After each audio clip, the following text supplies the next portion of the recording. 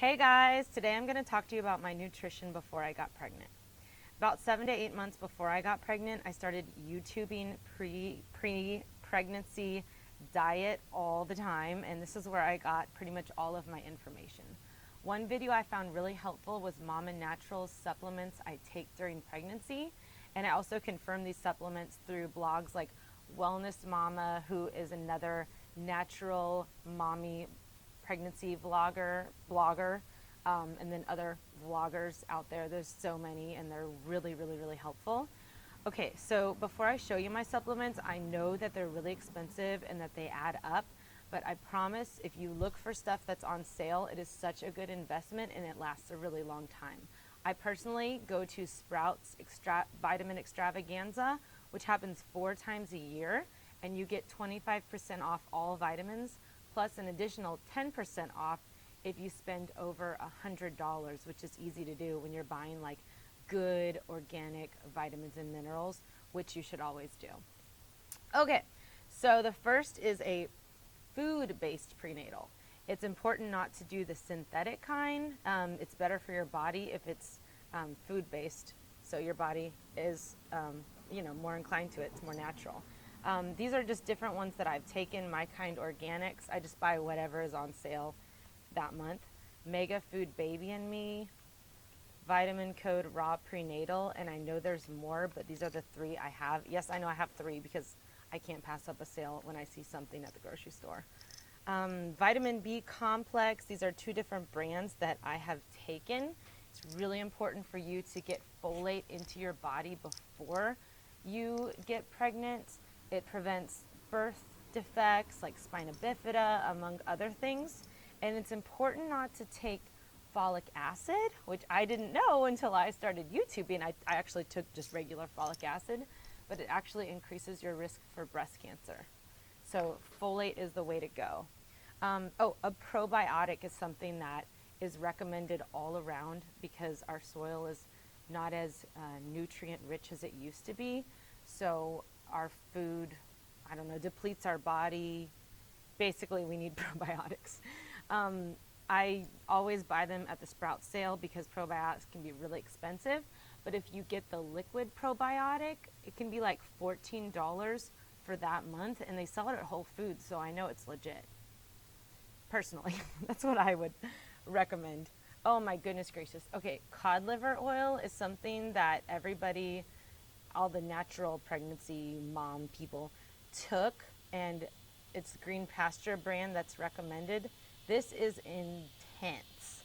I mean, like, I'm the type of person that can eat or drink pretty much anything. There's nothing I don't like, but oh my goodness, I don't think I will ever buy this again. But it's really good for your omega-3s, and apparently fish oil, like normal fish oil at the store, isn't good to take because it can get rancid really easily, and the quality of the ingredients is always suspect. That's just what I've read. I also took, because it was recommended, calcium, magnesium, and vitamin D3 all together. This whole thing has your servings for the month, and it was like $8.99, which is not bad at all. And it doesn't have like 100% calcium. It's like 50 or 60%, which is nice. So you can have another serving of calcium plus this and not get too much. Really tried to take this every day because I need my bones to be strong, because I know that baby's going to try to take everything I have in me. And this is the folic acid. Don't take that. Even though it does say food-based, which was confusing, but you take the folates. I actually bought this vitamin C just to make sure that I stayed healthy. What else? I think that was it. I also put magnesium, spray magnesium onto my body every day.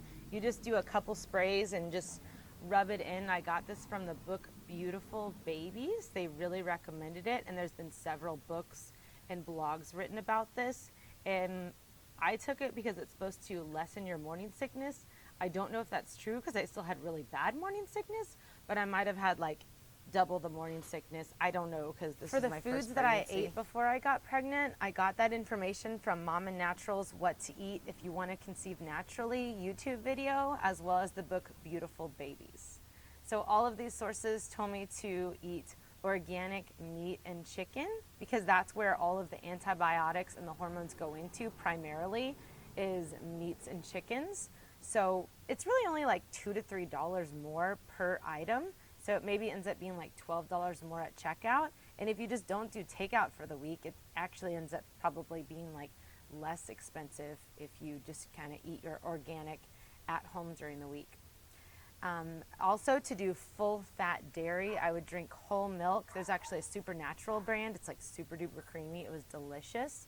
Whole fat yogurt, not the reduced fat kind. For the first time in my life, I actually ate real butter. And I buy this Kerrygold milk from grass-fed cows. It is delicious. It is so good. I don't think I could eat like regular butter anymore. And I know this stuff has good ingredients, and I think it's like, less processed than the others. Organic fruits and vegetables are expensive, but important too. But if you can't buy organic, that's fine. I personally just buy whatever is on sale that's organic, which maybe the lettuce is like $1 more, which really isn't that bad. But, everyone has different judgment calls when it comes to food. Okay, so back to the meats, I would eat like the fat off of the steak. Full fat items are really important, especially like the good type of fats like avocado. I would eat avocado toast a lot. You just toast a piece of bread, put slices of avocado, olive oil on there, which is another really good fat, and salt and pepper. It was delicious, and I was getting really good like essential fats into my body. Nuts are really good. Coconut oil is a really good fat to get in you. I actually would do like 2 to 3 times the serving size of coconut oil into my fruit smoothie in the morning. I would do like, strawberry, whatever type of fruits I really had, and like some romaine lettuce or maybe some arugula or watercress, whatever was on sale. Watercress is like super, super, super food, so it's really good if you can get that into your body. Just like tried to do whatever I could just to get like full fat foods into my body and eat well. And I felt great too. I mean, like it was really good. Now that I am pregnant, it's really hard for me to eat balanced meals because all I want to do is eat like pizza and junk food. But I do my best to eat healthy. Okay, so a fertility food that I looked up through YouTube and saw on multiple different vlogs and blogs was royal jelly. Royal jelly is something that I just put into my smoothie along with my coconut oil every morning, so I really couldn't taste it. Although to eat royal jelly, it says you're supposed to eat like a tablespoon before you eat or drink anything in the morning, but it wasn't exactly the best flavor, so I just mixed it into my morning smoothie and I figured that was fine. So I did that for like a couple months before I got pregnant, and there was a lot of studies on how it was like a really good fertility food, so I don't know, could be something. I alluded to this in my ditching prescription drugs video, is getting rid of caffeine. This was really, really, really hard, and by the way, I have not completely rid myself of caffeine. I don't know that I actually will. I'm 17 weeks pregnant now. Maybe like 4 or 5 months before I got pregnant, I was like, oh, okay, I'm working so hard. Like I really want to create like a safe place for my baby and try to have the healthiest pregnancy possible. So I'm going to do it. So I went from 2 cups to 1 cup. And the first 2 to 3 days, I felt good. I didn't feel great, but I felt good. And then the next 3 to 4 weeks were just so bad. They were like something out of The Shining. Like I had a headache every day. I was exhausted every day. I drove home from work. I mean, it was really hard. But just like any drug, like when it gets out of your system and you go through that detox, I felt great. Felt really good on 1 cup. And I think maybe like a month and a half later, I went down to half a cup, or I would do half calf depending on what I had. And same process. It was really hard. It was a little easy at first, and then it was like miserable for a couple of weeks. But I made it through. And when I found out I was pregnant, I was super lucky because it was the first day of my summer vacation. I'm a school librarian, so I have summers off. So I actually didn't need coffee in the morning, especially when I had morning sickness. I just laid on the couch all day, and you didn't really need energy for that. So I thought I was like rid of coffee. But when I started back at school in August, I was like, yeah, I'm going to need my half calf every single morning.